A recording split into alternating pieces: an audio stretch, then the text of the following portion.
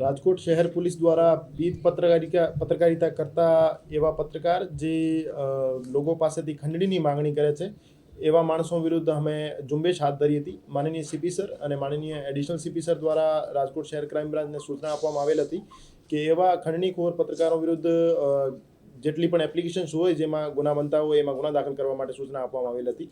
તો એ ઝુંબેશના ભાગરૂપે ફરિયાદી વિજયભાઈ પાડલિયા દ્વારા રાજકોટ શહેર ક્રાઇમ બ્રાન્ચમાં એક ફરિયાદ આપવામાં આવેલ હતી. એમાં હકીકત એવી હતી કે ફરિયાદીનો યુનિવર્સિટી રોડ પર એસીપી નામનો એક હોસ્પિટલ છે, એમનો બાંધકામ ચાલુ હતો. તો એમના બાંધકામ બાબતે આરોપી અમિતભાઈ ઠક્કર, જે કે ભારત હેડલાઇન નામનો છાપો ચલાવે છે, તો અમિતભાઈ ઠક્કર દ્વારા અવારનવાર એમના હોસ્પિટલ બાબતે ન્યૂઝ છાપી એમની પાસેથી પૈસાની માંગણી કરવામાં આવેલ હતી. અને ફરિયાદીના જણાવ્યા મુજબ એમની પાસેથી 3 લાખની ખંડણી અમિતભાઈ ઠક્કર દ્વારા માંગવામાં આવતી હતી. અને આની સાથે સાથે ફરિયાદી પાસેથી રાજકોટ લાઈવ ન્યૂઝના ભાર્ગવભાઈ હરીશચંદ્ર આચાર્ય નામના જે આરોપી છે એમના દ્વારા પણ 50,000ની માંગણી કરવામાં આવેલ હતી.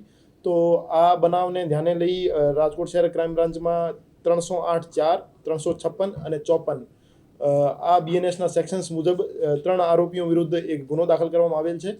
અને ત્રણેય આરોપીઓને અત્યારે હિરાસતમાં લઈ એની પૂછપરછ કરવામાં આવી રહી છે અને પછી એમની કાયદેસર કાર્યવાહી કરવામાં આવશે. ત્રીજો આરોપી યોગીરાજસિંહ વિજયસિંહ રાઠોડ છે, જે 50,000 રૂપિયા લેવા માટે એને મોકલવામાં આવેલ હતા. તો એનો પૈસા માંગવા પૂરતો રોલ છે, તો એને પણ કસ્ટડીમાં લેવામાં આવેલ છે. જે ભારત હેડલાઇનના અમિતભાઈ ઠક્કર છે એમની વિરુદ્ધ જૂના પણ ખંડણીના ગુના દાખલ થયેલા છે, જેમાં રાજકોટ શહેર ક્રાઇમ બ્રાન્ચ, રાજકોટ શહેર સાયબર ક્રાઇમ પોલીસ સ્ટેશનમાં એના વિરુદ્ધ તપાસ ચાલુ છે.